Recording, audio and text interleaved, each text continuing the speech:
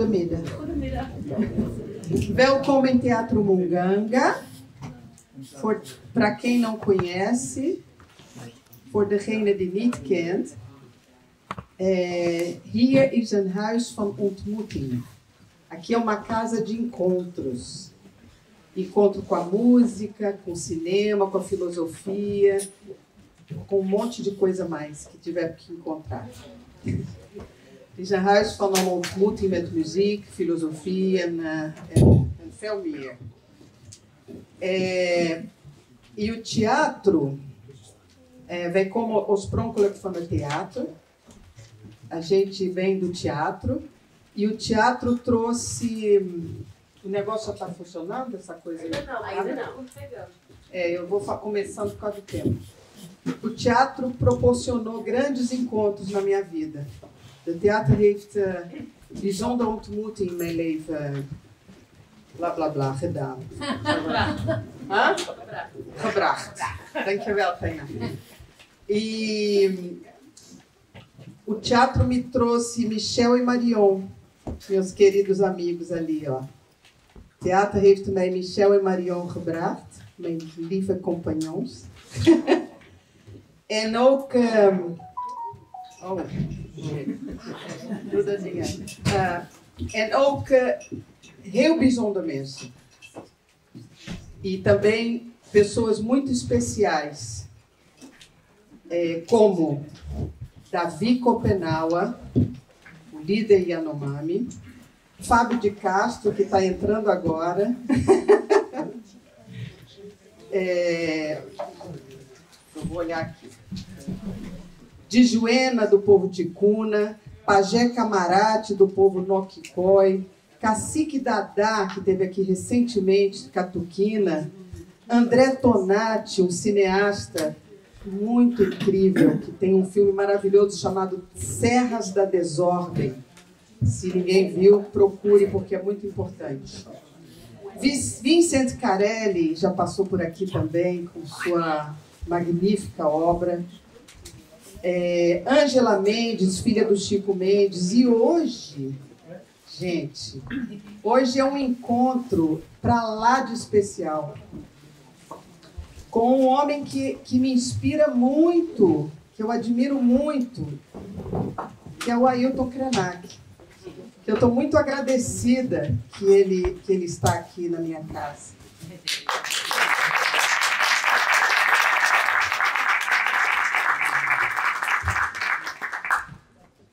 En vandaag ben ik extra blij, want die ontmoeting met iemand die ik al heel lang bewonder en die inspireert mijn hele leven. Dank je wel.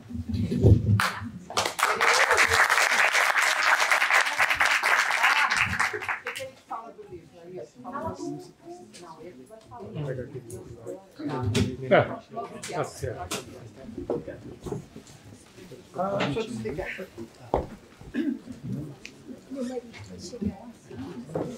Pode chegar? Eu quero desligar esse trem. Como é que faz?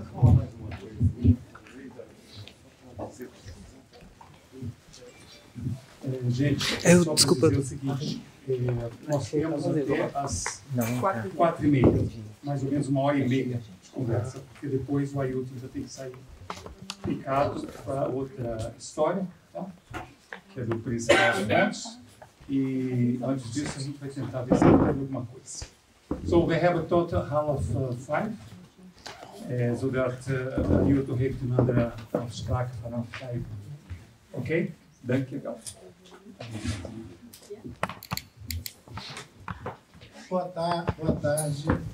Boa tarde a todos, todas que estão presentes nessa surpreendente oportunidade de encontro entre nós. Eu quero agradecer essa casa Munganga, quero agradecer o Cláudio e agradecer a Cláudia e o Carlos por terem atendido tão rapidamente uma intenção que me ocorreu estando aqui para essa cerimônia que ocupa quase todo o meu tempo, desde que eu cheguei aqui, de fugir para falar com vocês acerca de um livrinho que foi traduzido para... foi traduzido para o holandês. Ano passado teve uma breve divulgação, quando ele foi lançado aqui, mas parece que ele não está sendo encontrado nas livrarias. Eu creio que tem que pedir ele no site, em algum... Está ali atrás, em algum endereço. E, para mim, foi uma surpresa, porque eu imaginei que esse livro já estivesse circulando entre vocês, aqueles que não falam português, e que já seria uma oportunidade da gente conversar um pouco sobre as coisas que eu comuniquei com Ideias para Adiar o Fim do Mundo, que é o título desse livro, e um outro que acompanhou também em 2021, com o título de A Vida Não é Útil. Finalmente, quando eu estava agora viajando para cá, a editora lançou no Brasil o terceiro título, que é Futuro Ancestral. Esses 3 livrinhos, eles encerram uma comunicação que eu inaugurei com Ideias para Adiar o Fim do Mundo, onde eu, apoiado na cosmovisão dos nossos antepassados e com o privilégio de eu conviver com muitas outras etnias, além do povo Krenak, que é a minha família, me ajudou a ter uma perspectiva muito ampla sobre essa crítica que aparece no livrinho Ideias para Adiar o Fim do Mundo. É uma parábola sobre os humanos comendo a terra. É como se eu tivesse me atrevido a fazer uma parábola sobre a história dos brancos, da mesma maneira que eles gostam de fazer parábolas sobre a história dos índios. Tem muita história que os brancos contam sobre os índios. Tem a própria invenção dos índios, feita pelos brancos. Então, como os brancos inventaram os índios, eu tomei a liberdade também de inventar algumas coisas sobre os brancos. E, apoiado nas narrativas ancestrais, foi mencionado aqui o meu querido amigo Copenaua Yanomami, naquele magistral livro dele, A Queda do Céu, ele não deixa pedra sobre pedra. Ele mostra que existem outros mundos, outras cosmovisões e outras possibilidades de existir além dessa instituída pela razão ocidental. Eu me sinto totalmente implicado em fazer um comentário sobre a razão ocidental exatamente em Amsterdã. Até parece que eu estou cometendo uma gafe, uma falta de educação com um povo tão antigo aqui da Europa que me recebe para me dar um prêmio. E talvez eu devesse só agradecer e ir embora. Mas eu sou esse sujeito implicado com a diversidade cultural, a pluralidade étnica e, mais recentemente, depois de ter dedicado uma parte da minha juventude a organizar o movimento indígena no nosso país, o Brasil, que me dá alguma esperança, porque agora a gente tem jovens mulheres indígenas com mandato parlamentar num congresso que, historicamente, é colonialista, machista, racista.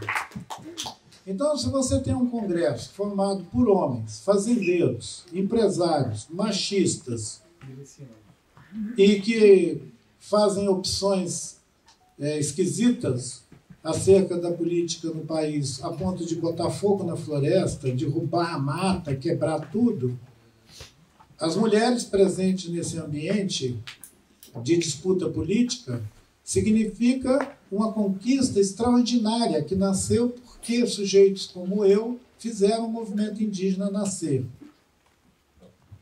Pode parecer pouca humildade, mas se eu não falar isso, ninguém vai falar. E os meus companheiros já morreram. Chico Mendes, que já foi homenageado aqui com a presença da filha dele, andou junto comigo fazendo o movimento da Aliança dos Povos da Floresta. Índios, seringueiros, ribeirinhos. Foi dessa trajetória que a gente inventou um modelo de conservação de floresta que não existia, que é a reserva extrativista.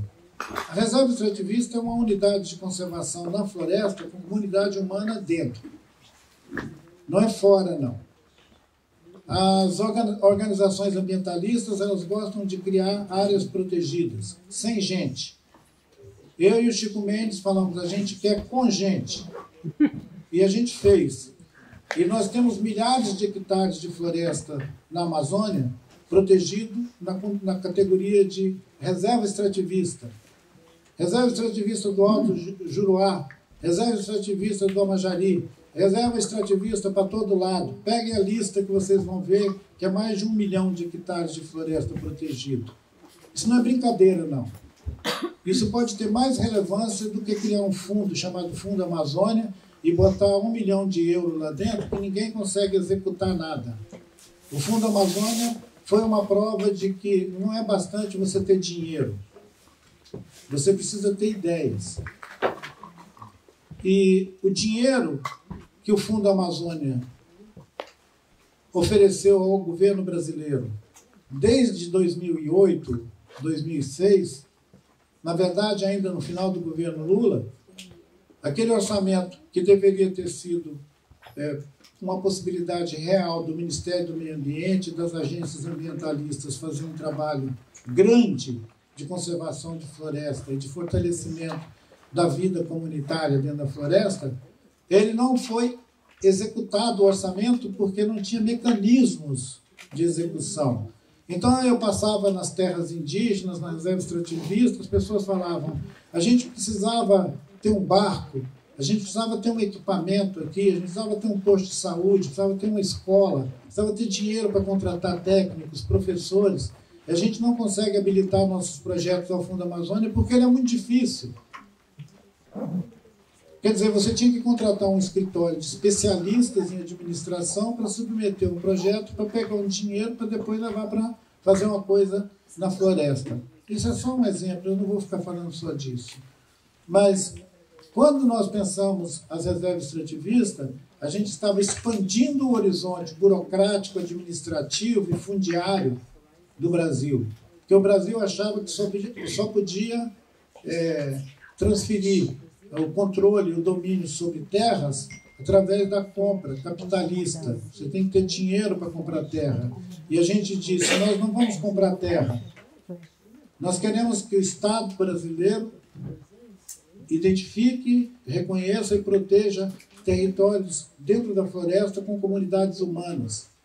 O que define o território é a presença da comunidade humana. Não são dados botânicos, dados florestais. É a comunidade humana, que são extrativistas, são coletores, são caçadores, pescadores. A base da sua economia ela é produzida de dentro do território onde eles vivem. Então, deixa essa gente viver a vida deles. E o mecanismo de criar reserva extrativista foi muito simplificado. Era só cadastrar a comunidade, habilitar todo mundo, demarcar o território e entregar a gestão do território para aquela comunidade local. Foi assim que a gente fez. Eu fiz isso com o Chico Mendes. Então, não é arrogância que eu reivindique alguma coisa da minha história, porque senão fica banalizada a história e os eventos ficam atribuídos a agências de governo, a FUNAI, ao Ministério do Meio Ambiente, ao IBAMA, a qualquer outra coisa, ou até mesmo às fundações doadoras, né? que obviamente elas têm os mecanismos de funcionamento delas, mas as ideias estáveis que foram difundidas no mundo inteiro de que nós somos uma humanidade. Existe uma humanidade por aí. E ela está em todos os continentes e em todos os lugares. Ela está na África, ela está na Ásia, ela está na América do Sul, está no Brasil. Está para todo lado essa humanidade. Essa narrativa, ela é uma narrativa apaziguadora, configura uma ideia estável de que nós somos iguais. Nós somos a humanidade. É um enunciado maravilhoso. O problema é que ele não se realiza. Seria mais ou menos como dizer que a Terra é maravilhosa. Só que ela está cheia de buraco. Estão arrancando petróleo, estão arrancando floresta, cortando os rios, alterando a paisagem da Terra, como se a Terra tivesse nos dado a licença para a gente mutilar o corpo da Terra, em favor da nossa própria expectativa, do nosso egoísmo de querer ter as coisas. E no primeiro livro, Ideias para Adiar o Fim do Mundo, eu acho que o ponto central ali é questionar a narrativa ocidental de que nós somos uma humanidade e reivindicar uma possibilidade de nós, na verdade, sermos uma constelação de gente espalhada pelo planeta com uma diferença tão grande entre nós que algumas pessoas já estão despachando foguete para o espaço, mas outros ainda estão acendendo fogo, friccionando duas varinhas no meio do mato.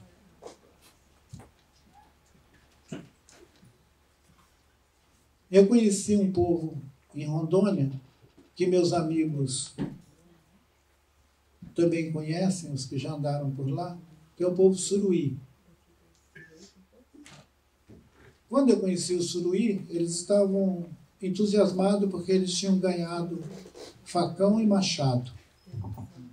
O Joaquim, aquele que está na fotografia lá, ele é da minha geração. Ele vivia no mato até ele chegar quase àquela idade ali, ó, ele não conhecia os brancos, ele vivia na floresta. E eles derrubavam árvores com machado de pedra. E o machado de pedra eu peguei na minha mão. E na língua suruí, esse machado se chama Nambecó.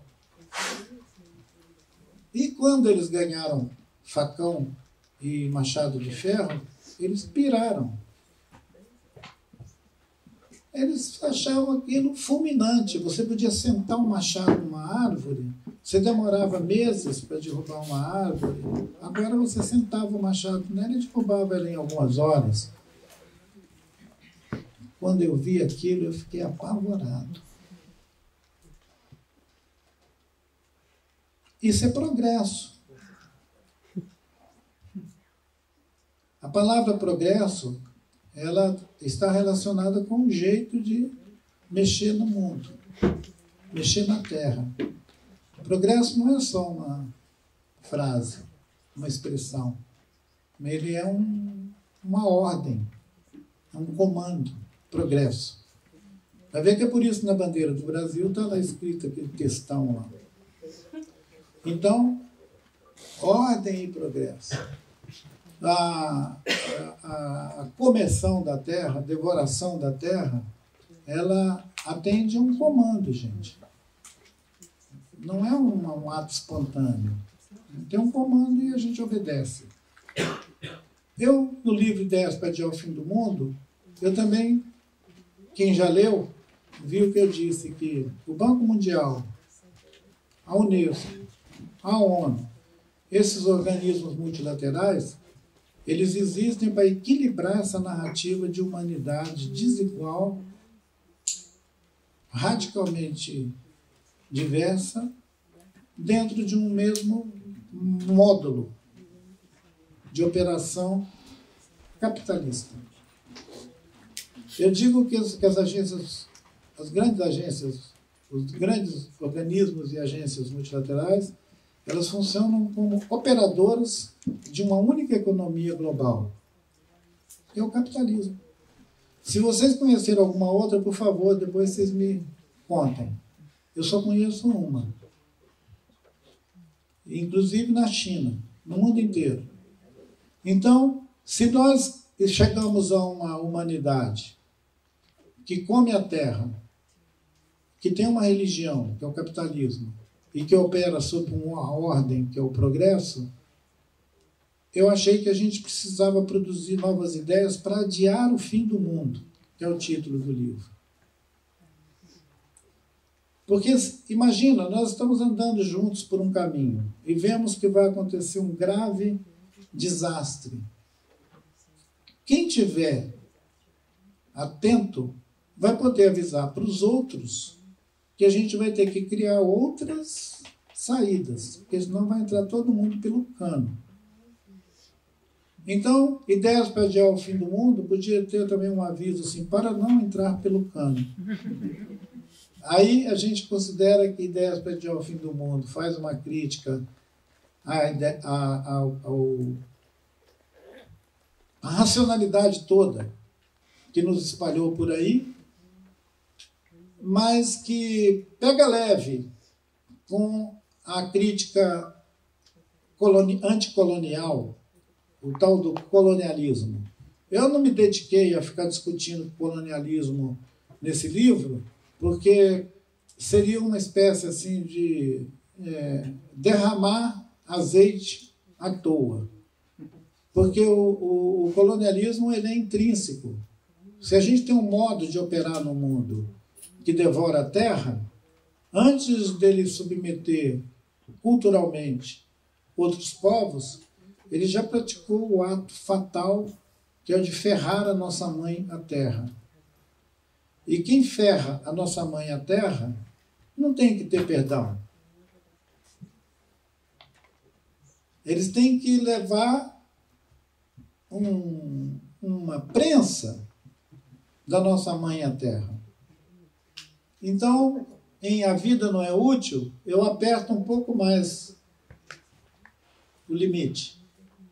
Eu digo que a vida não é útil.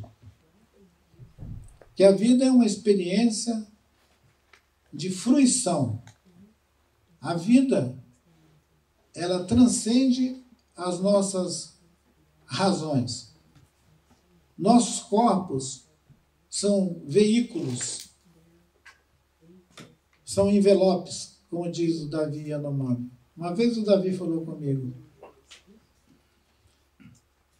Krenak, esse corpo é um envelope. Isso, o pajé sabe. O pajé sabe que corpo é envelope, porque o que tem dentro é o que importa. A cara não importa. O corpo não importa. O que importa é espírito. Então, pessoa que é xamã, que é espiritado, ele sabe o que existe dentro do envelope. Quando passa o que existe dentro do envelope, o que sobra é folha, papel, coisas que vão desmanchar no chão. Ora, o Copenau me falou isso, passou o tempo, eu encontrei um cientista que é professor de uma das universidades de Paris, chamado Emmanuel Kotia. O Emmanuel publicou um livrinho muito interessante que se chama Metamorfose. Ligado com outros pesquisadores, muito recente, concluem que a vida não está contida em nada, nem em nenhum de nós. Que a vida é uma transcendência que atravessa tudo. A vida está nesses postes, na parede, está no chão, está na cadeira, está em mim, ela está passando na gente E a vida atravessa tudo. Que o organismo da Terra, que nós chamamos Mãe Terra, outros chamam Pachamama, podem chamar do nome que quiser, cada filho dá o nome que pode para a mãe dele. Gaia é o nome que os gregos chamavam esse organismo indescritível. E os cientistas, como o Lovejoy, Aline Margulis e os contemporâneos, eles dizem: a Terra é um organismo vivo. Ela é inteligente e ela tem humor. Porque ela podia ser viva, ser inteligente, mas ser desprovida de algum senso de humor. Eu achei maravilhoso quando um cientista do clima, chamado Antônio Nobre, ele é muito respeitado pela história de produção científica dele, de trabalho dele, publicação dele, já publicou no mundo inteiro até cansar. Numa conversa que nós tivemos de público, ele disse: estamos cada vez mais constatando, provando experimentos que mostram que o organismo da Terra é vivo e age, atua em amor incondicional. Aí eu fiquei de cara. Eu falei, mas um cientista falando em amor incondicional. A Terra, um organismo vivo que tem humor, funciona, opera em amor incondicional. Que coisa mais maravilhosa que é isso? Isso é poesia. Mas é poesia também admitir que a vida não está contida na gente. Muito diferente do que toda a razão do Ocidente e os filósofos do Ocidente sempre pregaram. Que existe um indivíduo que tem uma identidade e que tem um sujeito aqui dentro. Isso é uma mentira. Não tem ninguém aqui dentro. É uma tremenda uma mentira. Agora, como que uma mentira tão boba pode durar tanto tempo? Essa mentira boba durou até agora. Com todo mundo acreditando que existe alguém aí dentro. O Freud já falou que o papo é furado. O Jung já disse que é uma besteira. Mas o sistema amplo continua dizendo para todo mundo que tem um sujeito aí dentro. E que esse sujeito aí dentro organiza, inclusive, esse mundo que nós vivemos.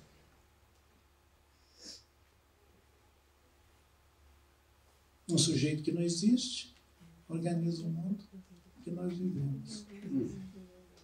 Ainda bem que nós estamos num teatro. Né?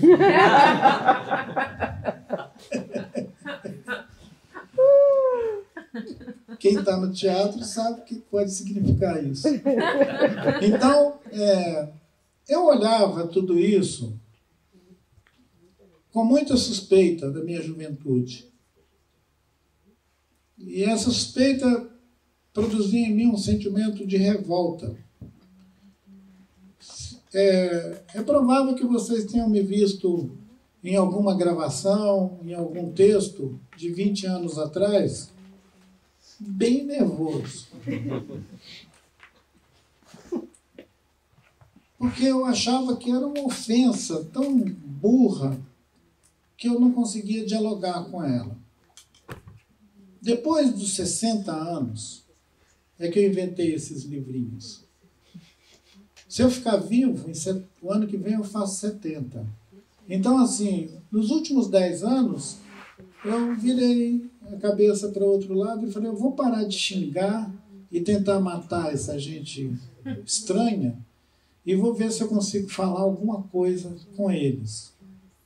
Vou ver se eu consigo falar com essa gente chamada de ocidental. O que esses ocidentais estão querendo? Eles já comeram a metade do planeta. Será que eles querem comer o resto? E nós vamos ficar flutuando no espaço, parecendo aqueles personagens de desenho animado, que fica aqueles carinhas batendo perna assim, o mundo sumiu e eles ficam batendo perna assim. Será que nós estamos totalmente doidos? Todos? Ficamos loucos?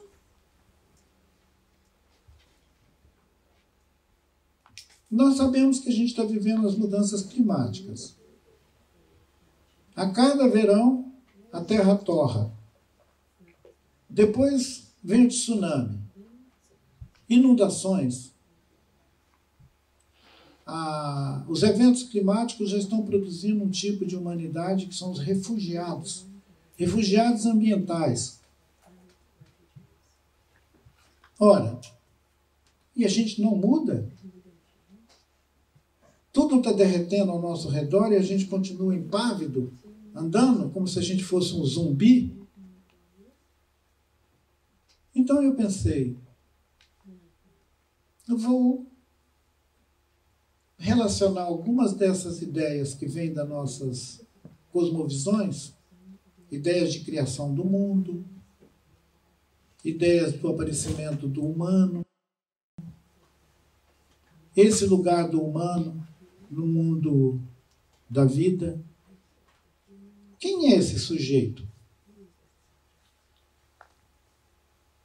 Ficamos perguntando em coletivo, quem é esse sujeito? Até que a gente percebeu o seguinte, olha, nós estamos fazendo a pergunta errada. Nós deveríamos perguntar o que é esse sujeito. Não quem ele é, mas o que. Igual quando você dá de cara com uma coisa e pergunta, o que é isso? Porque se a gente perguntar quem, a gente já está admitindo que esse sujeito existe.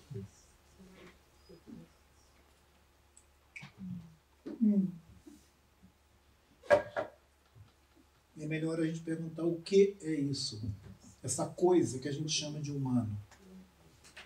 O que é isso? Essa pergunta, ela tem um eco muito mais amplo, porque tem cientistas, tem arqueólogos, tem historiadores, tem biólogos. A conversa abre e a interlocução fica muito rica, porque eles dizem, esses caras são os sapiens. O DNA deles é defeituoso. Eles nasceram com a vocação para matar. O Sapiens é um serial killer. Ele começou matando os outros.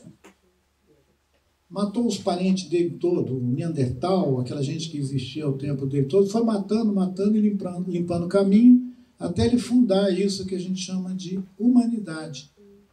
Na base dessa narrativa de humanidade está uma espécie que extingue as outras, que mata elefante, girafa, rinoceronte, baleia, tartaruga, jabuti, passarinho, macaco, árvore, que mata. E mata ele mesmo também de vez em quando. De vez em quando ele vira e mata um monte deles mesmo. Fazem guerra, produzem armas e desenvolvem tecnologias cada vez mais agressivas para impor a condição dos sapiens ao organismo vivo da Terra, submetendo a Terra, massacrando a Terra, predando a Terra. Como se a Terra fosse uma plataforma morta em que os humanos pudessem fazer coisas. Mudar o rio de curso, construir barragens, fazer coisas espiroquetas, cidades no deserto, virar o oceano de cabeça para baixo, fazer uma muralha de PET na fossa oceânica, porque a gente já tem verdadeiras cordilheiras de PET, enterrando o fundo dos oceanos, jogando lixo para todo lado, produzindo uma quantidade tão grande de detritos que quase não podemos mais andar no mundo sem tropeçar numa garrafa de Coca-Cola, de PET, de plástico. E o plástico, já está criando uma camada invisível dentro desse envelope que somos nós. Os polímeros que entram pelo nariz, pela boca, pelos poros, e que uma mulher esquimó, jovem mulher, teve o leite da sua primeira amamentação levado para análise em laboratório, descobriram que tinha polímero no leite dela. Tem um nenenzinho esquimó bebendo leite com polímeros, com microplástico. Eu não quero apavorar vocês, mas o pior ainda não veio. Pior que é. O polímero está presente já na placenta das mulheres. Não é só de esquimó, não. Porque o plástico está em tudo, gente. Em 50 anos, essa matéria inventada por nós empesteou o planeta, literalmente. Ela está nas tartarugas, nas baleias. De vez em quando ela encalha uma baleia aí, com o organismo dela todo distorcido, com matéria plástica, com tudo quanto é porcaria. Somos nós que estamos produzindo isso. A turma dos sapiens. O Homo sapiens, ele perdeu totalmente a noção. E ele está levando todo mundo junto com ele para aquele lugar que o secretário da COP27, o Antônio Guterres, disse que nós estamos marchando a passos largos para o... Vocês sabem da frase dele ou não? Não. Eu vou pedir para o Enio, que sabe falar norueguês, holandês, chinês. Enio! Fala aí, Enio. Enio, qual foi a frase do secretário Fala em português. da COP27 quando encerrou a COP e ninguém resolveu nada? Estamos indo a passos largos para o inferno.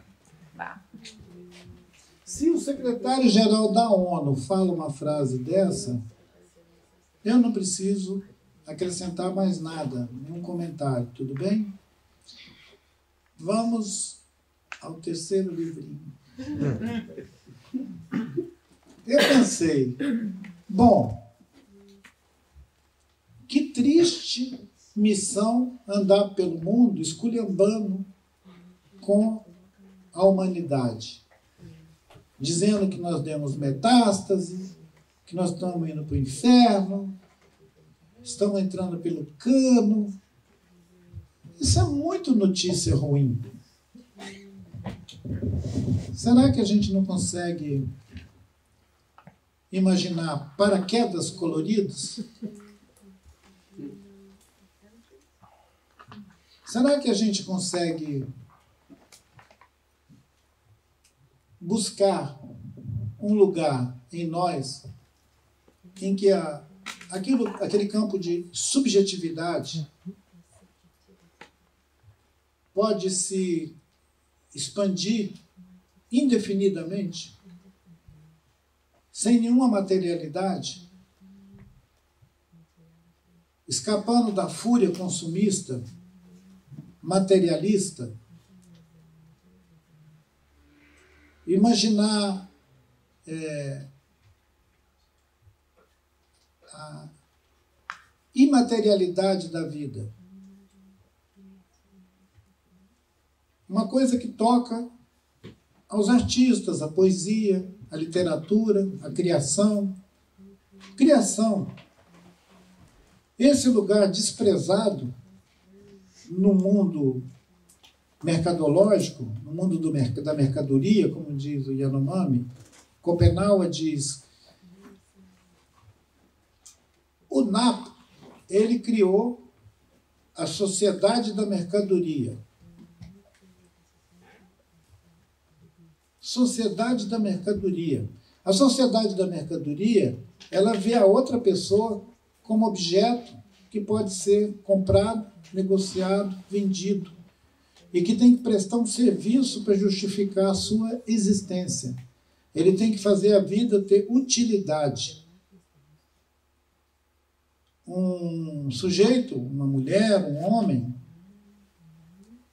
depois de uma certa idade produtiva, ele é descartável, porque ele não é mais produtivo. A produtividade dele vai se declinando e ele pode ser descartado como uma PET no fundo do oceano, como qualquer outra coisa inútil. Essa ideia da vida útil, ela é envenenada pela mercadoria. Porque a ideia seria de que uma pessoa vale o tanto que ela pesa em ouro.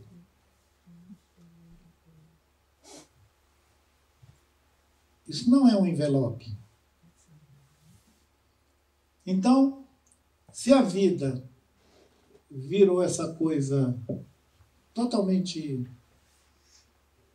esvaziada de beleza, de subjetividade,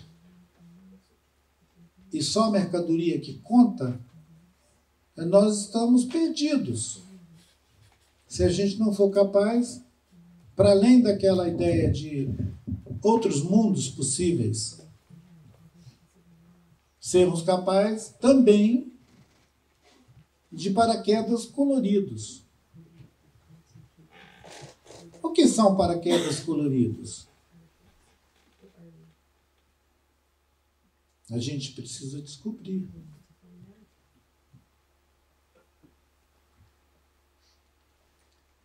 Há 7 anos atrás, completou 7 anos agora no mês de novembro, a lama, que estava contido numa barragem há cerca de 40 anos, no alto da serra, perto de Mariana, Ouro Preto, que são regiões do quadrilátero ferrífero, lá em Minas Gerais, onde eu vivo, na bacia de um rio, que é o Rio Doce, essa lama embicou na calha do rio, a calha dele é de pedra, e aquele material desceu como se fosse a calha de uma casa mesmo, né? Aquele material tóxico, aquela lama, que é uma coisa que chega a ser inflamável, ela desceu arrebentando com tudo, cobrindo casas, matando gente, matando peixe, matando bicho, matando tudo, numa extensão de 630 quilômetros. Ela devastou a bacia do Rio Doce. Ela passou no fundo da minha casa. Minha casa fica a 500 metros do lugar onde passa a lama. Algumas das pessoas mais velhas que estavam em casa e que foram despertadas com aquela tragédia, elas ficaram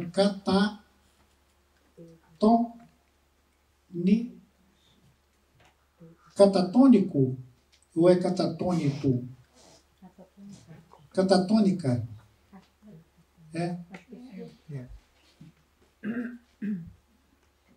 Ficaram lá. As mulheres mais velhas adoeceram e morreram. Os homens mais velhos ficaram totalmente desnorteados, perdidos, porque não sabiam como lidar com a tragédia daquela, agora que não podiam caçar, não podiam pescar, não podiam usar o rio, não podiam fazer nada. As crianças foram interditadas, não podiam mais brincar na água. O Ministério Público entrou com ação, sucedeu um monte de coisa. A empresa foi obrigada a fazer uma cerca de arame isolando o corpo do rio, do convívio com as pessoas, para os meninos não entrar na água, para os animais não entrar na água. Porque se os animais entrassem naquela água, eles também adoeciam e morriam. Gente e bicho. A fauna, os peixes, foram extintos.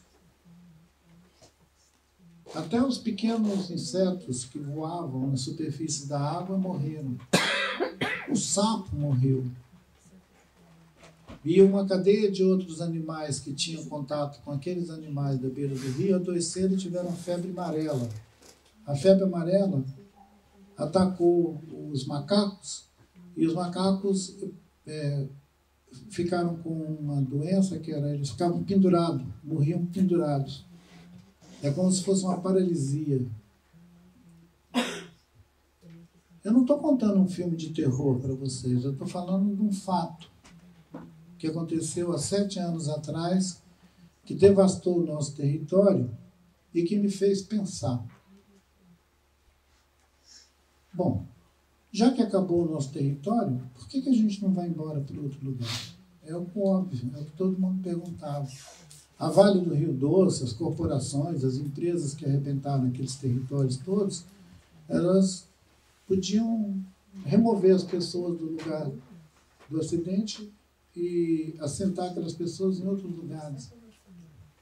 Dar uma casa em outro lugar, um sítio em outro lugar. Essa era a abordagem que estava sendo proposta. No meio daquela penúria, daquela situação toda, me ocorreu que quando você está diante de um deserto, você tem que atravessar o deserto, não sair correndo para trás. E eu decidi atravessar o deserto.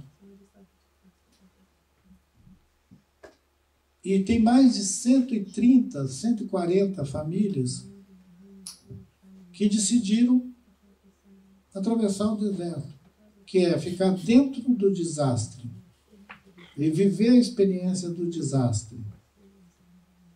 Algumas pessoas vivem a experiência do desastre no corpo, mas não conseguem entender. Aqueles que sofrem o desastre no corpo e não conseguem entender, vivem dentro de um trauma. Ficam lá, chorando, tendo pesadelo, tendo raiva, depressão. E a gente teve o azar de passar uma parte desse tempo sob um abuso político de um sujeito que disse que ia matar os índios, que não ia demarcar nem 1 centímetro de terra para os índios. Quer dizer, a gente já estava ferrado. Aí vem um governo e diz que vai matar a gente. Alguma pessoa pode dizer, mas quantas vezes vocês estão querendo matar a gente? Vocês estão querendo rematar? Então, nós ficamos de pé. Nós estamos de pé. E alguns de nós estão invadindo o campo político, onde só os nossos inimigos falavam. Por isso que a gente está aqui comemorando o fato das mulheres indígenas estarem dentro do Congresso, com mandato parlamentar, disputando o debate político com os donos de terra, donos de mineradoras, donos de tudo, numa condição de desigualdade absurda, mas que são capazes de fazer suas vozes sobressair. Então, para além dessas mulheres que estão no Congresso em Brasília, tem mulheres indígenas em várias outras regiões do país assumindo protagonismo no campo da arte, da literatura, para além da política no sentido mesmo do termo. Tem muitas jovens mulheres indígenas que são cineastas. Tem uma Rune Queen que se chama Ayani. A Ayani é filha de um pajé, meu amigo, que não está mais vivo aqui, entre nós, encantou-se, que é o pajé Agostinho. A Ayani fez um filme maravilhoso. O filme chama Ayani por Ayani, em que ela celebra a amizade dela com a avó dela. O jeito de aprender coisa com a avó dela, muito bonito. Tem um jovem cineasta Yanomami, o Mozaniel Yanomami, que de vez em quando o filme dele passa nessas mostras internacionais e ele ganha prêmio. Entre os Chavantes, os Guarani, o Alberto Álvares, que é um Guarani, ele já tem uma filmografia, gente, igual a de qualquer cineasta brasileiro que viveu na década de 70 e 80. O Van Sancarelli foi um grande animador desses jovens indígenas que aprenderam a pegar uma câmera e contar uma história filmando. E hoje já existe uma filmografia indígena suficiente para fazer festival. O Tacumã inaugurou um festival de cinema indígena em Brasília semana passada, que vai até o dia 12. Outros estão acontecendo também simultaneamente em muitos lugares. Inclusive aqui. Inclusive aqui. No Munganga, é. Então, viva essa capacidade de expandir o mundo para além das razões objetivas, da ordem do progresso. Isso que eu chamo de paraquedas coloridos. É quando você inventa lugares de estar e fazer que não estão disponíveis. Porque se a gente fosse seguir só o que está disponível, a gente ia acomodar a nossa visão sobre as coisas e continuar repetindo mais do mesmo. Ideias para adiar o fim do mundo, a vida não é útil. Esse que foi traduzido, que eu mostrei a capa dele aqui para atrair a curiosidade de vocês, eu acho que todos viram a capinha desse livro.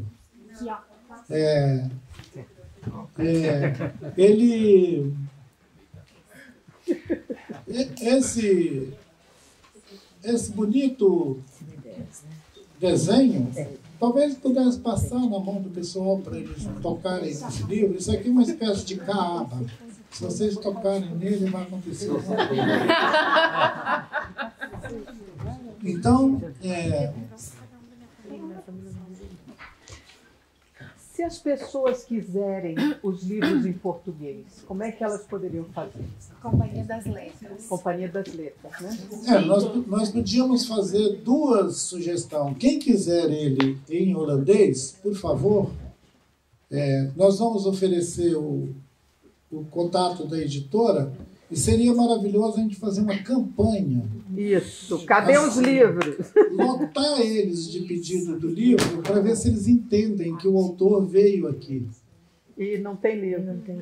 Qualquer editora, em qualquer lugar do mundo, tem no Kindle. ela dá um jeito de botar o livro onde o editor está. Por favor, vem cá. Mostra para ela, Bia. Por favor. Vem cá. Onde é que tem o livro? No Kindle. O que é Kindle? Explica aí, fala, Gente, é um Kindle. Vocês podem... Fala aí.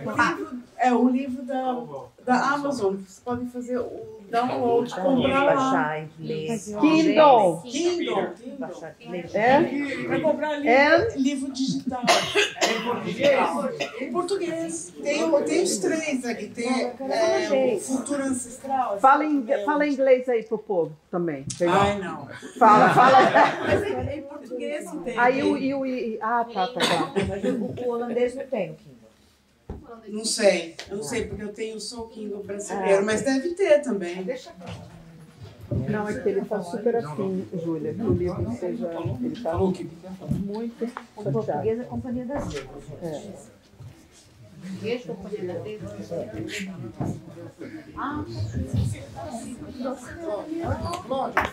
Oi? Quê? Você pediu para ela falar inglês? Ela não conseguiu. Não, é porque ela disse que o toque que ela deu é para os livros só em português, não tem o em holandês. Em holandês está atrás do livro, acho que Para você.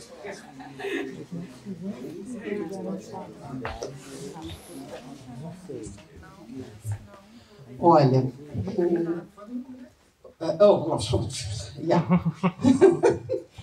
Hij vraagt, als jullie alsjeblieft massaal naar de... Berichten sturen naar de e-mail. Nee, Kindle is om de boek te kopen.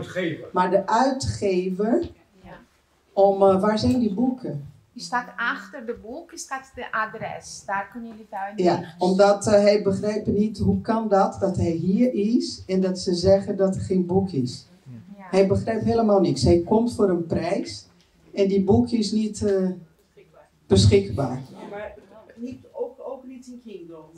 I don't know, maar hij wil het boek hier vandaag, weet je. Ja? Tem no seu tema. Hã? Tem no tema para vender? Boeken? É Ela tem mesmo? o livro na casa dela. Tem na casa dele. Ó, Cláudia. Mas eu venho ao Amazon. Você comprou na Amazon? Sim, porque o holandabol.com é now. É now tem. Maar je hebt in het Nederland Heb me het Nederlands, ja. via Amazon. Amazon. Ja? Ja, Cláudia Inês Geltman tem também. En hij zei net hier dat de boekwinkel Schelteman Bij Dam Square bij Dam Square is ook de boek in het Nederlands. is ook beschikbaar. Is ook Tem uma beschikbaar. grande livraria ali na escola. Acharam já o livro em alguns lugares. Absurdo, né, gente? Em português, quem quiser ter o livro físico, não da Amazon, porque a Amazon não entrega um livro para você, ela te entrega um PDF, né? Um texto. Eu não gosto de Entrega o livro também. Físico. Você pode comprar o livro físico também. A Amazon manda um livro físico? Então, por favor, gente, peçam meu livro para a Amazon. Com certeza, pediremos. Porque a nossa conversa poderia estar sendo animada pelas leituras que vocês tivessem feito. Exatamente. E eu cheguei a pensar em trazer o livro físico para esse encontro nosso. Mas quando a gente fez o contato com a editora, nós fomos informados de que eles não tinham como fazer o livro chegar aqui. É mais uma razão para a gente cumprimentar esses nossos queridos daqui da Casa Munganga, a agilidade com que eles abriram a casa para a gente fazer esse encontro, porque nem a livraria não conseguiu comprar.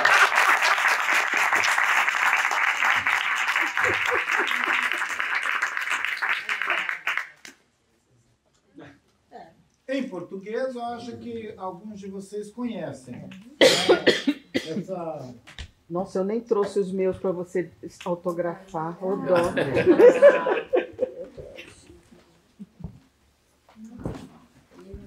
Dá direito a uma gravura que ele deve tornar outra.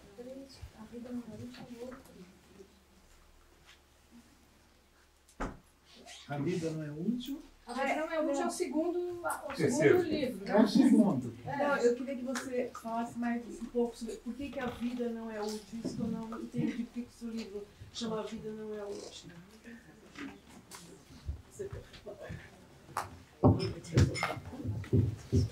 Olha, tem alguém que tem um livro A Vida Não É Útil aqui?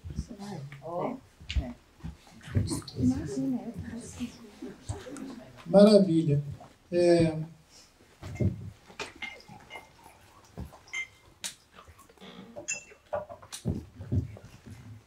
Como é seu nome?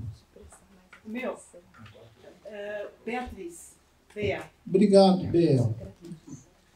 Beatriz, quando selecionaram um texto de contracapa do meu livrinho, eles acertaram ao buscar uma definição bem próxima da pergunta que você está me fazendo, que é o seguinte: se enxergarmos que estamos passando por uma transformação, precisaremos admitir que nosso sonho coletivo de mundo e a inserção da humanidade na biosfera terão que se dar de outra maneira.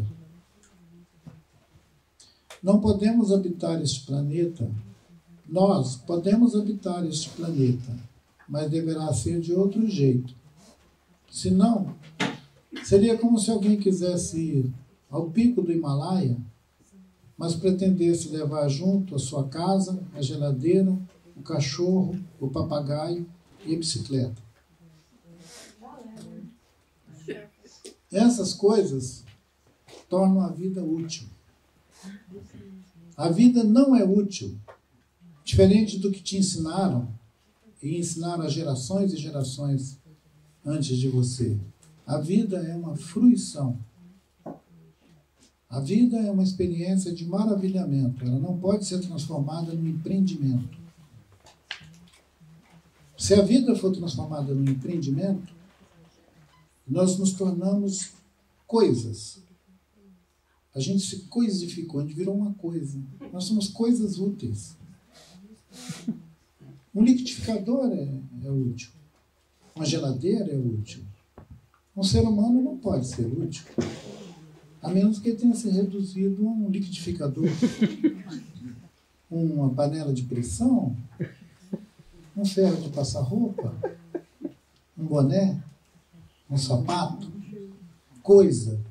É por isso que o Davi Yanomami diz que os brancos criaram a sociedade da mercadoria. Ele é radical, mais radical do que eu.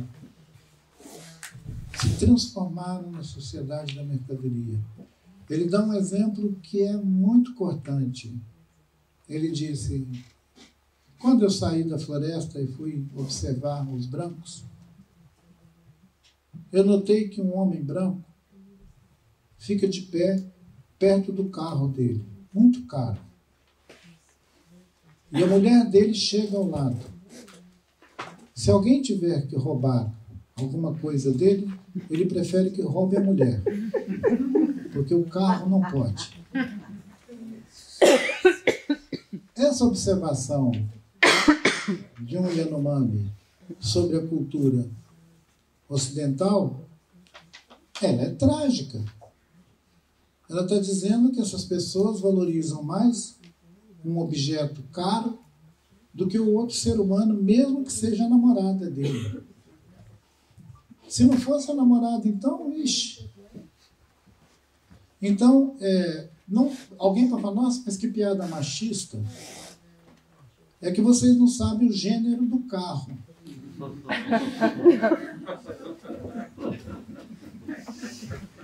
Então, eu acho que eu já falei demais, agora está na hora de vocês me fazerem perguntas.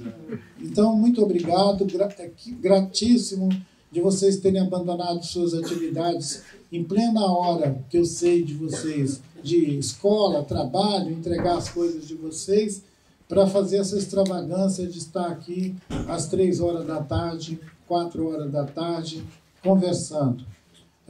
Meus amigos daqui da casa sugeriram que a gente fizesse essa conversa à noite. Ele falou: faz à noite, porque à noite vai poder vir muita gente. Nesse horário que você está propondo, talvez venham umas 10, 20 pessoas. Olha como é que eles são otimistas. Mas é entupida. Parabéns a vocês que vieram.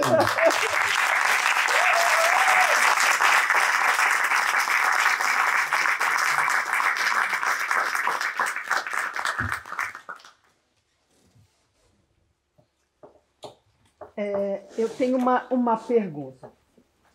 Eu soube recentemente que tem alguns grupos indígenas que estão fazendo manifestações favoráveis ao governo Bolsonaro. E eu me assustei com isso, porque eu não sabia. Os caiapós ocuparam um aeroporto em Brasília. Você está sabendo como é que é isso, hein? Eu me assustei. Eu não sabia disso, menino.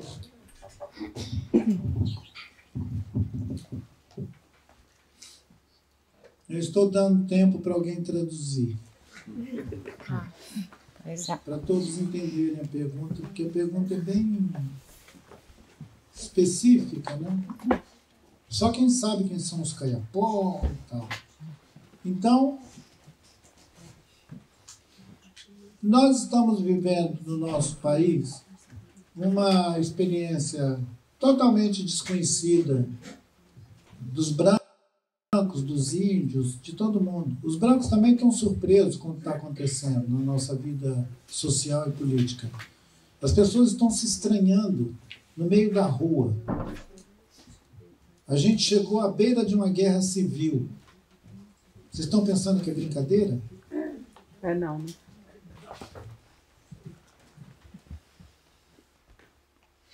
Por que os índios iam ficar fora disso? Não seria correto dizer os caiapó. Os caiapó, o povo caiapó é um povo grande, distribuído em vários territórios e regiões, e algumas pessoas caiapó, vivendo em condições de desterrados, disputando acesso a território, foram regimentados pela FUNAI e pelo pessoal desse governo que está saindo aí, para fazer uma contraposição ao que o movimento indígena expressa. E foram levados, transportados, hospedados e pagos para fazer um protesto no aeroporto internacional que nenhuma pessoa indígena acha interessante. O mau gosto foi esse. Eles podiam pelo menos ter escolhido outro lugar. Porque daí as pessoas iam lá e falavam, nossa, os indígenas estão fazendo uma manifestação. Mas a coisa ficou tão fake, ficou tão mal feita, tão porcalhada, que eles produziram uns cartazes em série, ridículos, e deram para os indígenas segurar. Só que o pessoal segurava o cartaz de cabeça para baixo, como eu fiz com o livro. Esse é o meu livro, esse é o meu livro. Somos contra esse governo. E o mais louco é que a única pessoa que conseguiu verbalizar o protesto, ele dizia, somos contra a intervenção internacional. Somos contra os estrangeiros na Amazônia. Ora, eu também sou. Mas eu não preciso falar isso no aeroporto de Brasília. Somos contra. E você viu que foi mal feito. Eles podiam ter ensaiado direito os meninos. Podiam ter ensinado a fazer assim. Eles podiam ir para o aeroporto sem cartaz nenhum, só chegar lá e começar. E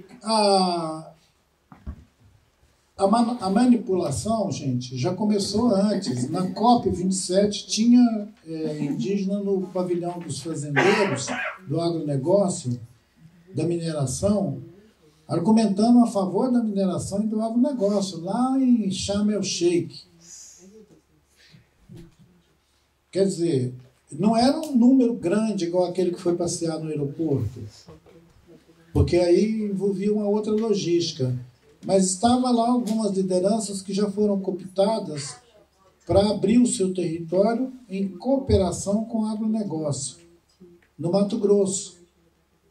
O território Pareci tem soja lá dentro, fazendo um negócio, fazendo uma dobradinha. Porque quando esse governo agressivo destruiu o Ministério do Meio Ambiente, acabou com o IBAMA, acabou com tudo, ele também abriu uma frente de cooptação no Mato Grosso, no Cerrado, para cooptar os Chavantes, os Pareci, os Nambiquara, todo mundo que está naquele corredor, para eles entrar para o agronegócio. Dizendo, vamos te dar um trator, vamos te dar uma grana, você vai entrar na cooperativa de produtores.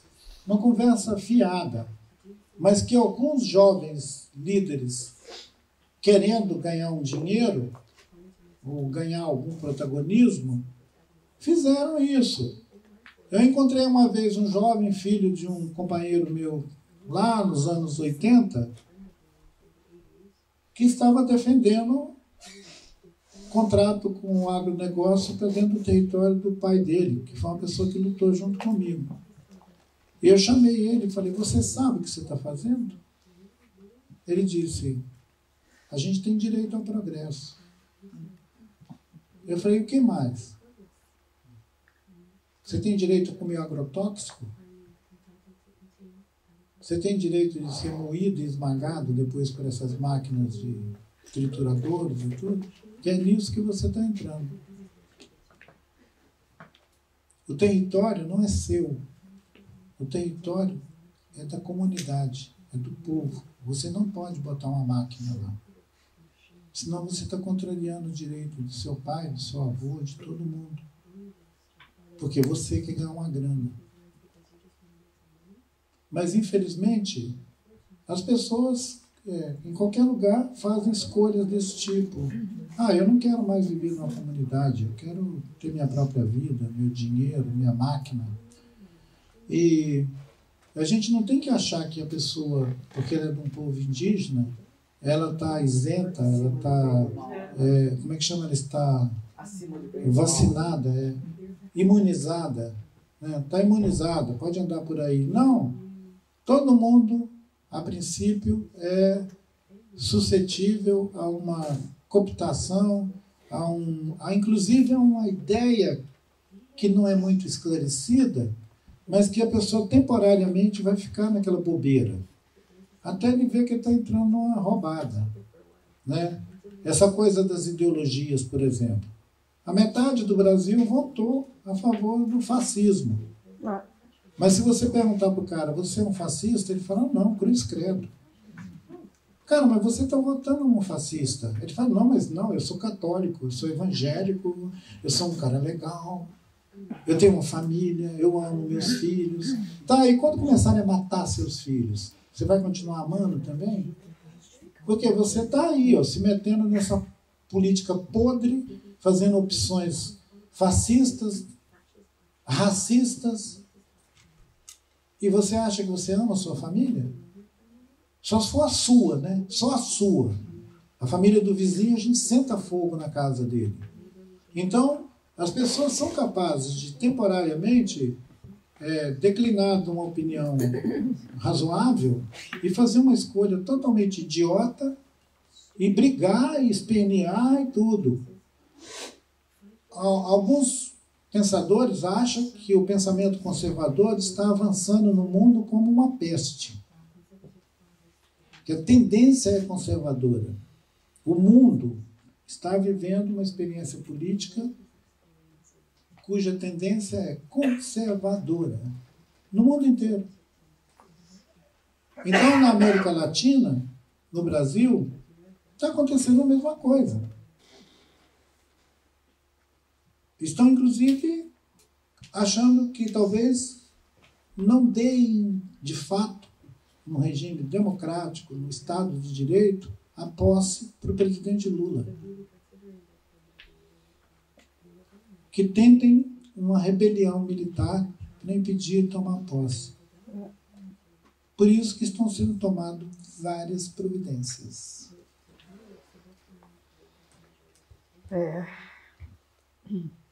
O que exatamente você veio fazer aqui na Holanda, esse prêmio que você ganhou? Fala mais alto, querida. Não, o que você veio fazer aqui na Holanda? O prêmio que você ganhou?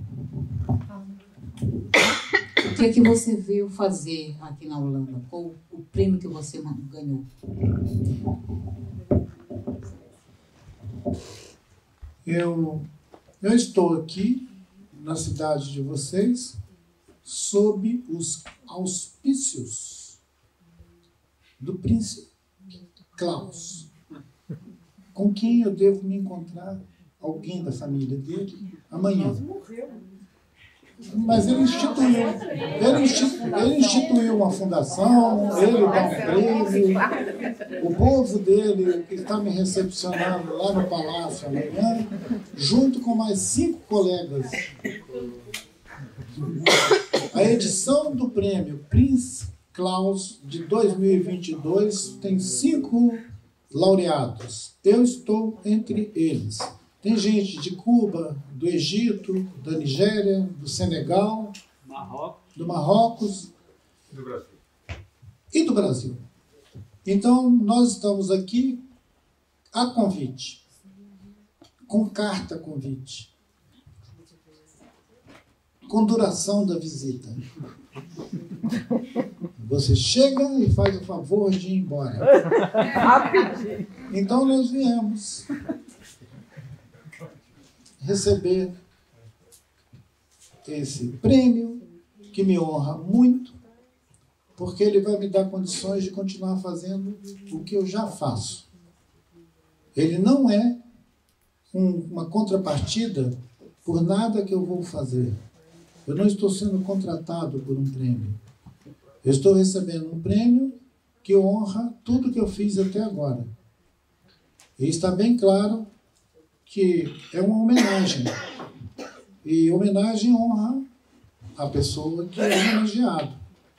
Então eu estou aqui nessa situação extravagante privilegiada, hospedado num hotel bacana, andando com pessoas gentis e elegantes que me levam e recepcionam, tomando chá na casa da Marion, batendo papo com eles, andando pela rua e prestes a voltar para casa.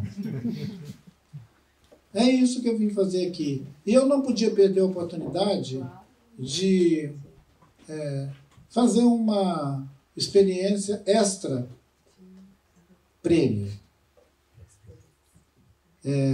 que é o de estar com a comunidade de vocês por pura disposição pessoal. Chamar meus amigos, dizer, eu quero visitar essa casa é muito conhecida.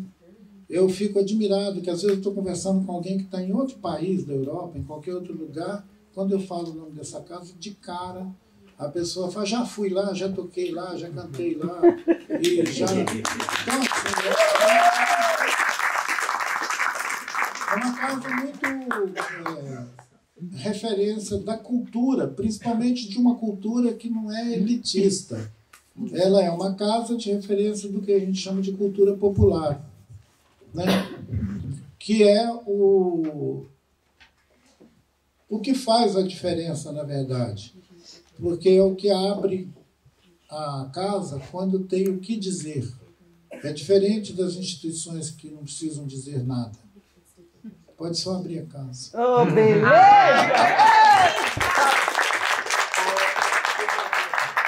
A gente tem 15 minutos só para ter mais.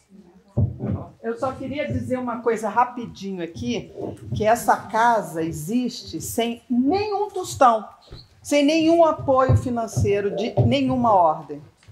E existimos com o apoio dos nossos voluntários, assim como nós, que trabalhamos voluntariamente, e movidos pelo amor, né? Pela essa...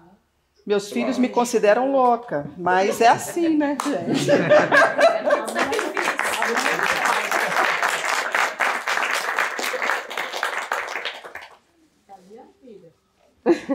A pergunta que eu queria fazer é referente a você está dizendo opções ou ideias para adiar o fim do mundo. Eu ainda não tive a oportunidade de ler o livro. Eu gostaria que talvez você pudesse falar alguma dessas ideias, sobre essas ideias para adiar o fim do mundo. Dá ideia para gente adiar junto.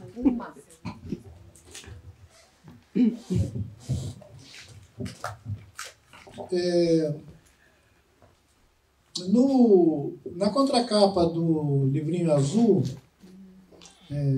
eu queria que alguém lesse o que está na contracapa, porque ele esclarece essa questão. Uma boa.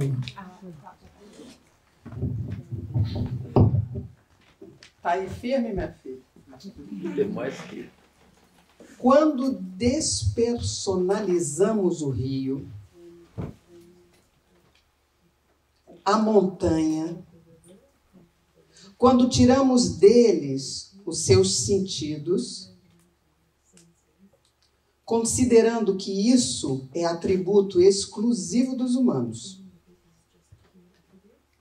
nós liberamos esses lugares para que se tornem resíduos da atividade industrial e extrativista. Do nosso divórcio, das integrações e interações com a nossa mãe, a Terra. Resulta que ela está nos deixando órfãos. Não só aos que, em diferente graduação, são chamados de índios, indígenas ou povos indígenas, mas a todos. Obrigado.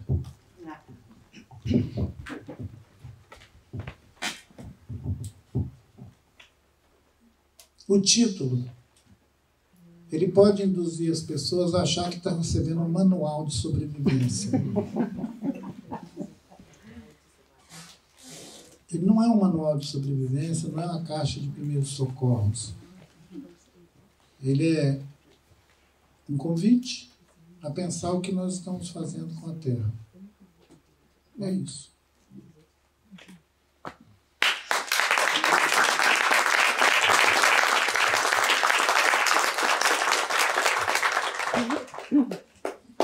Tem gente perguntando aqui. Eu falo pouco português, so maybe I need a translation.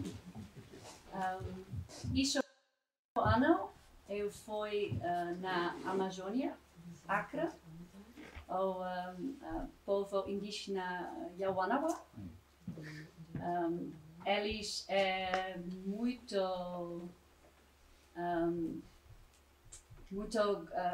eles têm muita gratidão da natureza, muito forte líderes, jovem e alto, muito música, muito espiritual, forte pajés.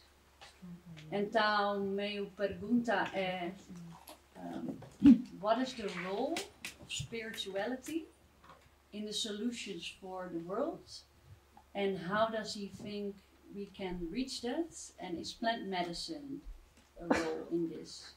Então, qual é o papel da espiritualidade what is the role of spirituality in? What does he say the role of spirituality will be in the solutions that he sees? And how can we reach that in the Western o papel world? da espiritualidade em encontrar essas soluções e o papel das plantas medicinais para salvar o mundo. To save the world? Sim, that would be great. Yeah. Isso seria ótimo. Se você tiver uma recomendação para trazer o fim do mundo.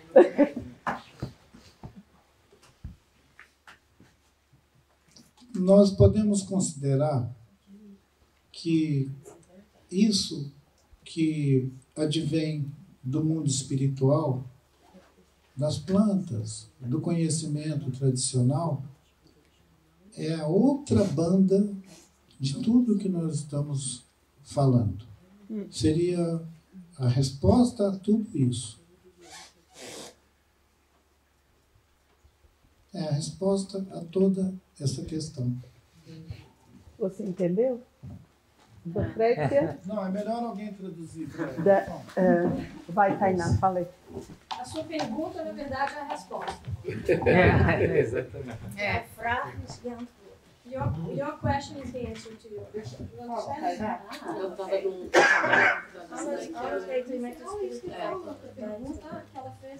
Não, é a outra banda. Né? Outra face. Essa, interface. A espiritualidade é a outra banda, a outra face dessa questão toda, né? De toda essa constatação de que nós estamos destruindo. Spirituality would be considered the counterbalance of all these topics of eating the earth that he is discussing, of destroying the planet. It would be kind of like the other page of the book in a way. So there's no clear answer to it. It's just almost in opposition of this consumption and putting utility to life, let's say, as he's describing.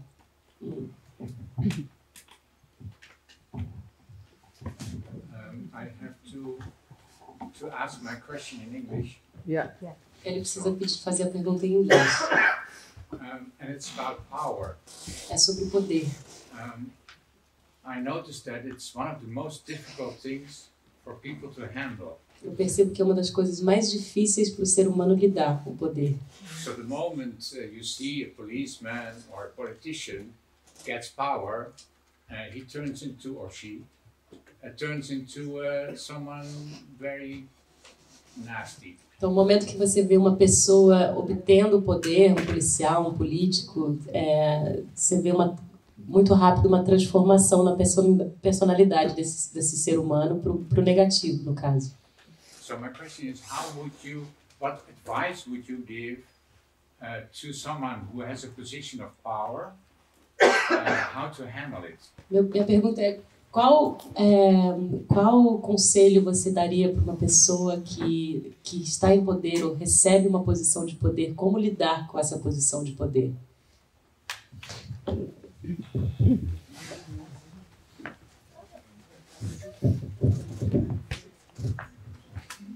Se for uma pessoa muito próxima de mim, eu vou dizer, evita isso.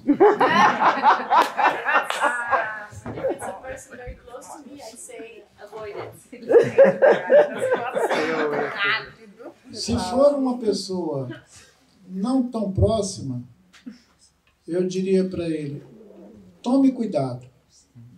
If it's a person not so close to me, I'd say be careful. Eu estive muito próximo dessa pergunta há alguns meses atrás, quando me chamaram para participar do governo de transição agora. He was very close to this question a couple of months ago. He was asked to be part of this transition government. E eu pedi para ficar fora. And he asked to stay out of it. Mas eu indiquei uma mulher chamada Joênia Wapichana para que ela ocupe o mesmo lugar, que vai ser provavelmente a ministra dos povos originários, esse ministério. E o chefe Raoni Caiapó me sucedeu dizendo que é isso mesmo, e todo mundo falou que é isso mesmo, e vai ser isso mesmo.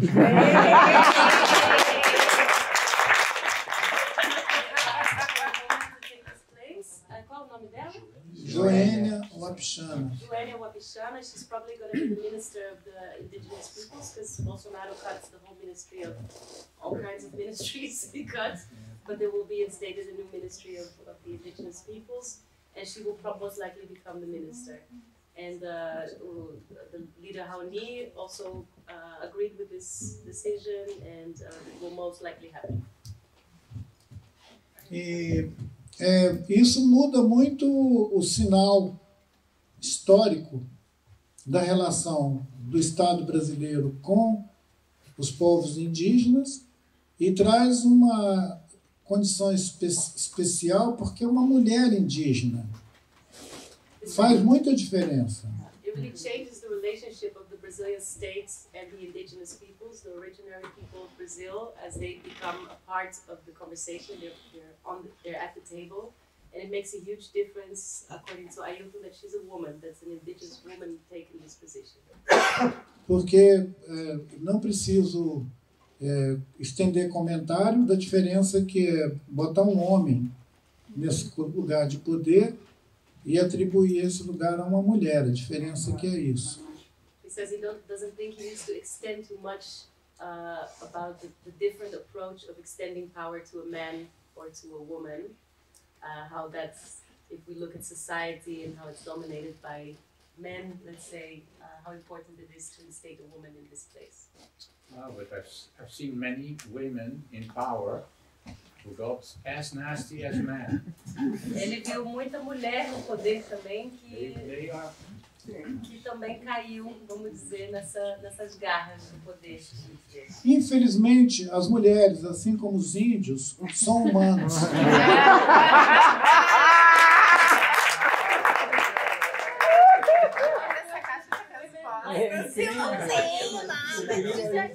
Não, fala isso.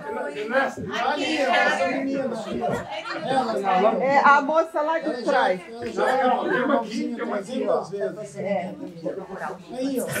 Posso falar então? Nos seus livros, você fala sempre em vários dos seus trabalhos, você menciona os sonhos. Eu gostaria que você falasse um pouquinho da importância do sonho nesse nosso resgate dos paraquedas coloridos. Nossa senhora, você tem que... Eu vou te amarrar aqui, você não vai sair. O sonho é a linha, o fio de contato nosso desse mundo ordinário com outro mundo. Só isso. So the question was, what is the role of dreams? That she knows his work and that he talks a lot about dreams in his book, so she asked about this, and he just said simply, dreams are the conducting path between our worlds and others. That's it, that's the answer. Júlia? Eu queria saber rapidinho, se for possível, Queria pedir que você faça um resuminho da sua trajetória. Como é que foi? Estou na cidade, você chegou até aqui. 40 segundos. Ai, vai ser difícil, A gente pode ler isso, mas eu queria ouvir de você. Eu quero convidar vocês para assistir aqui a exibição do filme O Sonho da Pedra. Oba! Sonho da Pedra. Oba! Cinema Munganga.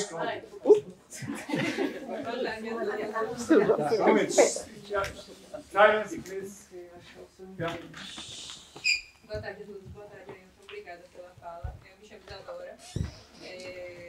Minha pergunta, na verdade, é de um amigo meu. Eu enviei uma mensagem, ele atua no movimento negro em Salvador, e ele te pergunta, né, o Victor, o que o senhor acha da unificação da luta política do movimento negro e dos povos originários, se o senhor concorda com esse caminho ou não, no caso da construção desses paraquedas, somente depois do governo Bolsonaro, o cenário de luta agora que não se encerra, né, com o governo Lula. O que você acha da unificação dessas lutas? Eu posso chegar mais perto? Eu já entendi. Obrigado. Eu não sei se todo mundo entendeu, mas eu entendi. Her question is from a friend of her from Salvador, from Salvador, who's very active in the fight for the Black liberation movement, or what is it? Is it a specific movement he's a part of? Minervino em PCB, Partido Comunista Brasileiro. Okay, the Communist Brazilian Party, and his question is what he thinks of these movements joining forces and working together in this current government, but also in the next. So the indigenous movement and the black, the different black movements.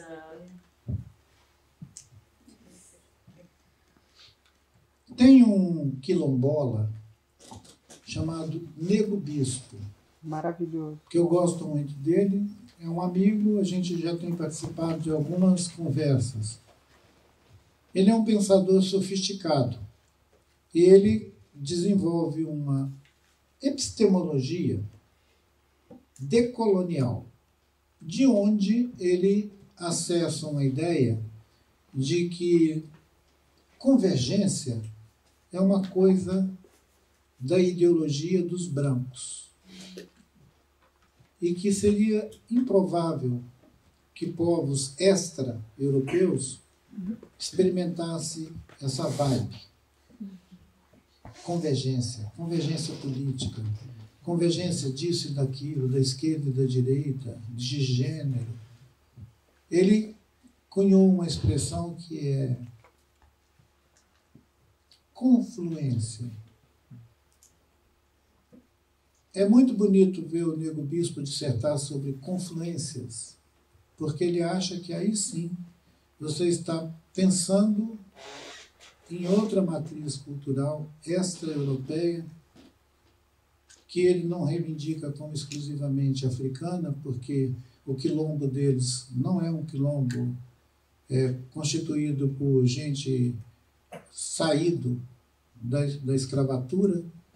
É um quilombo tão incrível, é um quilombo que nasceu da disposição de gente indígenas e não indígenas e negros de formar um quilombo e pronto. Eles não estavam fugindo de ninguém. Então ele diz que uma marca do pensamento daquela gente é ser livre. E esse ser livre questiona a ideia de convergência.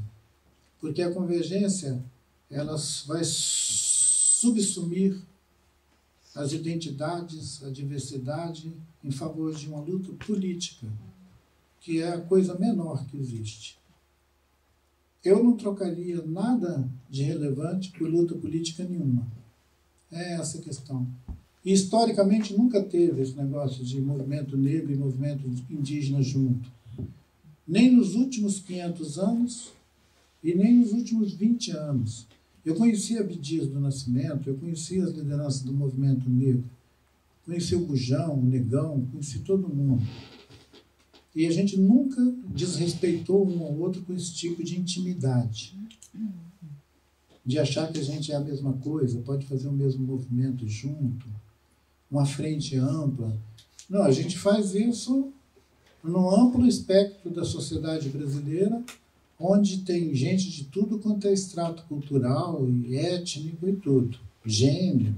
A gente faz uma luta em bloco, uma avalanche, um tsunami. Mas uma articulação política entre movimento indígena e movimento negro, isso não existe. Nem do ponto de vista teórico, nem do ponto de vista prático. No meu livro, que não foi traduzido em língua nenhuma, que tem o título de Encontros, que reúne 300 entrevistas minhas, eu já disse lá em 2000 e tanto que o movimento negro é urbano no Brasil. Urbano. Só os quilombolas que sobraram na floresta, porque eles sobraram. Mas quem teve a opção foi para a cidade. O movimento negro, gente, é urbano. O Pelé é urbano. O Gil é urbano. Quem mais vocês querem que eu cito?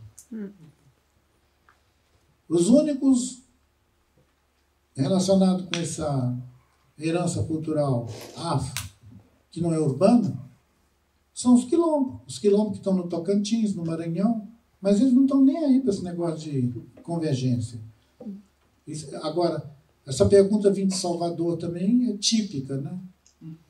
Porque Salvador é a capital mais antiga do Brasil. Não tem coisa mais urbana do que os negros de Salvador. São urbanos. Viva o Olodum.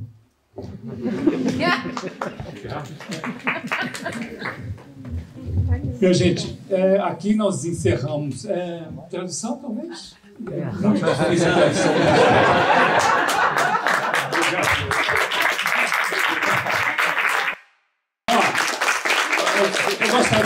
Eu gostaria muito de pedir um grande e caloroso aplauso para a Juliana, que fez a tradução aqui para a gente.